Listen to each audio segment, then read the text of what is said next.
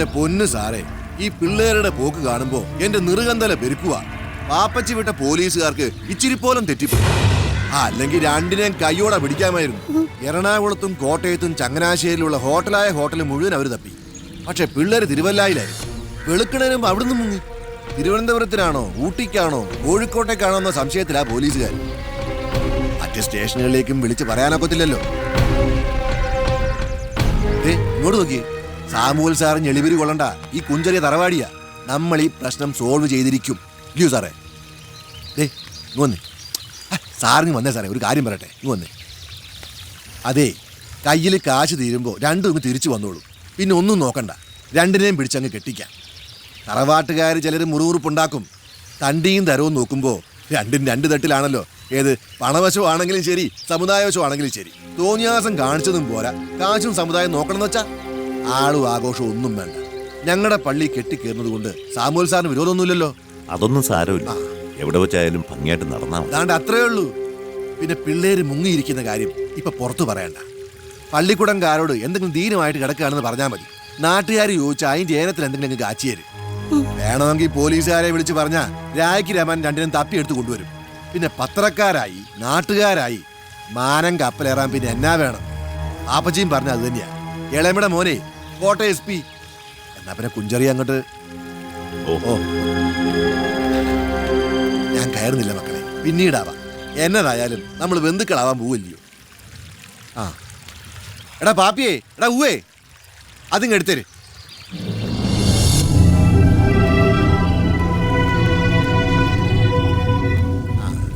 തിരുവല്ലയിലെ hotel മുറിയിലെ പെങ്കോ ചിട്ടേച്ച് പോയതാ. സ്ലേറ്റും പുസ്തകവും വെച്ചാട്ടെ. വെച്ചാട്ടെ.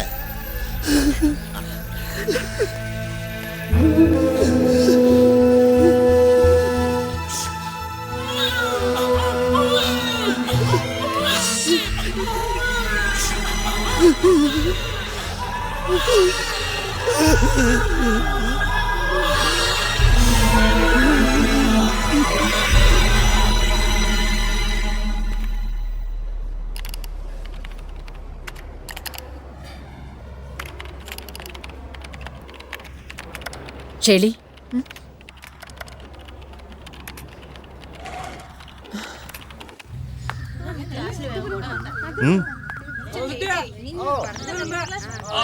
ഷെലി ഞാൻ പോട്ടെ. ഈ നേരത്ത് വീട്ടിൽ വന്നുണ്ടാവില്ലെന്നറിയാം, അതാ ഇങ്ങോട്ട് വന്നേ. ഇതെന്റെ കസിനാ ഷിജു. ഹായ്. എന്നാ പിന്നെ ഞാനിവിടെ വെയിറ്റ് ചെയ്യാം. നീ നിന്റെ ഫുഡ്ബിയെ വീട്ടിൽ കൊണ്ടാക്കിട്ട് വാ. ഇനിയിപ്പോൾ ഒളിച്ചും പാത്തൊന്നും വേണ്ടല്ലോ. എന്നാ പോവല്ലേ? അയ്യോ വേണ്ട, ഞാൻ നടന്നു പോയിക്കൊള്ളാം. ഇന്നലെ ബോംബെയിലുള്ള ഇളയമ്മ വിളിച്ചായിരുന്നു. ഷേളിയുടെ ഒരു ഫോട്ടോ അയച്ചു കൊടുക്കണമെന്ന് ഇളയമ്മയ്ക്ക് ഒരേ നിർബന്ധം. ആൻഡ്രൂസിന്റെ ഐലൻഡ് ഒരു ഫോട്ടോ ഉണ്ടല്ലോ. അത് ഇലന്തൂരിലെ പെങ്ങൾ വന്നപ്പോൾ കൊണ്ടുപോയി. കല്യാണം കഴിഞ്ഞ് ചെല്ലുമ്പോഴേക്ക് ഇളയമ്മ ഷേർലിക്ക് ഒരു ജോലി ശരിയാക്കി വെക്കാന്നാ പറയുന്നത്. ഈ ചെറിയ ക്ലാസ്സിലെ കുട്ടികളെ പഠിപ്പിക്കുന്ന ജോലി ഷേർലിക്ക് ഇഷ്ടമാണോ? എടാ, വിളിച്ചു കയറ്റി കൊണ്ടുപോടാൻ നേരം കളയാതെ. വേണ്ട, പപ്പയുള്ളപ്പോൾ ഒരു ദിവസം വീട്ടിലോട്ട് വാ, ഫോട്ടോ തരാം. ഇപ്പൊ ഞാൻ നടക്കട്ടെ.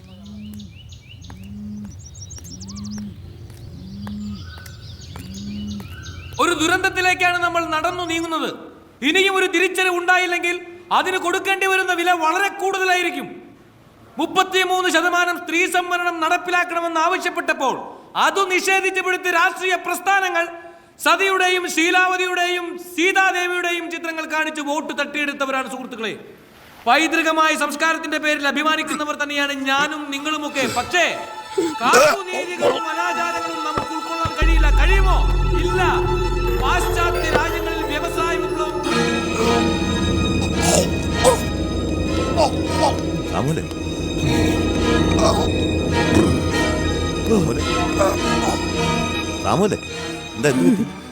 എനിക്ക് വയ്യ, എനിക്ക് തീരെ വയ്യ.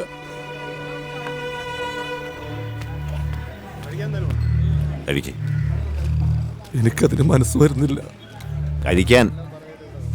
4 ദിവസമായി പിള്ളേര് അവരാരും കഴിച്ചിട്ടില്ല. 4 ദിവസം?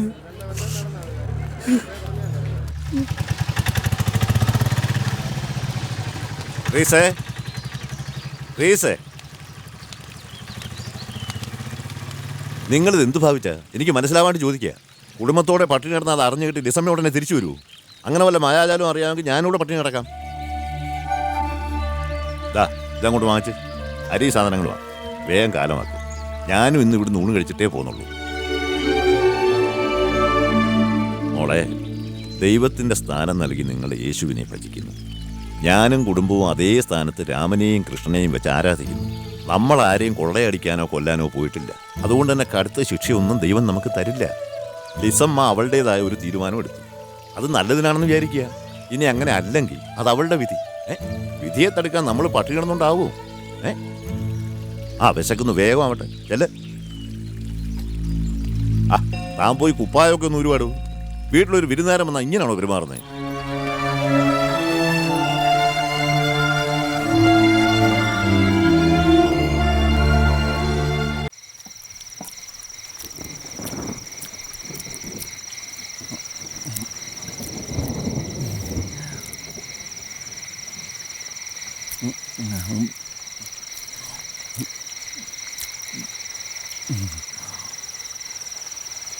പത്രം തുറന്നാൽ മന്ത്രിമാര് 10 ലക്ഷം മോഷ്ടിച്ചു 50 ലക്ഷം മോഷ്ടിച്ചു എന്ന് മാത്രമേ കാണാനുള്ളൂ. അവരൊന്നും ആരും സസ്പെൻഡ് ചെയ്യുന്നുമില്ല, എൻക്വയറി നടത്തണമില്ല. പാവപ്പെട്ട ഈ അത്തപ്പാടി ജോണിക്കുട്ടി ലീക്കായ ഒരു ബാറ്ററി എടുത്ത് വിറ്റപ്പോൾ അത് മോഷണമായി, എൻക്വയറി ആയി, സസ്പെൻഷനായി. ഭരണമൊന്നും മാറട്ടെ. എന്നെ സസ്പെൻഡ് ചെയ്ത എല്ലാത്തിനും ഞാൻ അട്ടപ്പാടിയിലേക്ക് കട്ടും. ഇത്തിരി കറിയും കൂടി ഇങ്ങ് ഒഴിച്ചേടി. നിന്റെ വറുത്തരച്ച കറിയുടെ ക്വാളിറ്റി ഒന്നും ഇല്ലട്ടാ ഈ ചാറിന്. സസ്പെൻഷനിൽ നിൽക്കണ ഒരു ഡിപ്പാർട്ട്മെന്റ് ഡ്രൈവർക്ക് ഇത്രയൊക്കെ മതി എന്നായിരിക്കും അല്ലേ? നീ പറഞ്ഞില്ലേ ഞാൻ മദ്യപിച്ച് മതോന്മത്തനായിട്ട് നടക്കാണെന്ന്.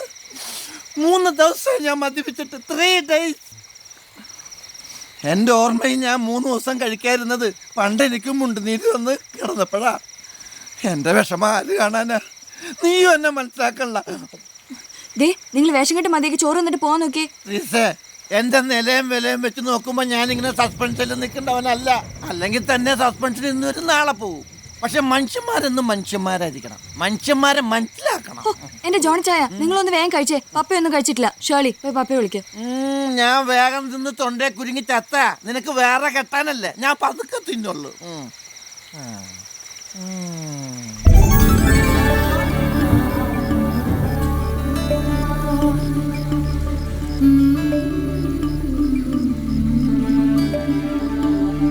പപ്പ കഴിക്കാൻ വാ. നിങ്ങൾ കഴിച്ചോ, ഞാൻ വന്നോളാം. പപ്പ വന്നിട്ടേ ഞങ്ങൾ കഴിക്കുന്നുള്ളൂ. പപ്പ പറഞ്ഞേക്ക്, മക്കൾ കഴിച്ചോ. പപ്പ കുറച്ചു നേരം ഒറ്റയ്ക്ക് ഇരുന്നോട്ടെ.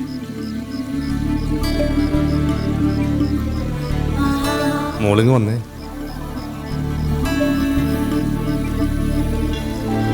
ഈ ലിസമോക്ക് പപ്പയോട് വെറുപ്പായിരുന്നു. എന്നാ പപ്പ ഇത്? പപ്പയുടെ ഭാഗത്ത് കുഴപ്പങ്ങളുണ്ട്.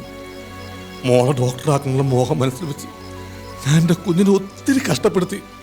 വെളുപ്പാൻ കാലത്ത് വിളിച്ചുകൊണ്ട് പഠിപ്പിച്ച് മാർക്ക് കുറഞ്ഞപ്പോൾ ചീത്ത പറഞ്ഞു. എല്ലാത്തിനും കാരണക്കാരത്തി ഇവള ലില്ലിക്കുട്ടി, നിങ്ങളുടെ അമ്മ. നടപ്പിലാക്കാൻ ത്രാണില്ലാത്ത മോഹങ്ങൾ തന്നിട്ട് അവളങ്ങ് പോയി. നീന്തലറിയാത്തവൻ നടുക്കടലിൽ പെട്ടതുപോലെ ഞാനിവിടെ കിടന്ന് മരണപ്രാളം കാണിക്കുക.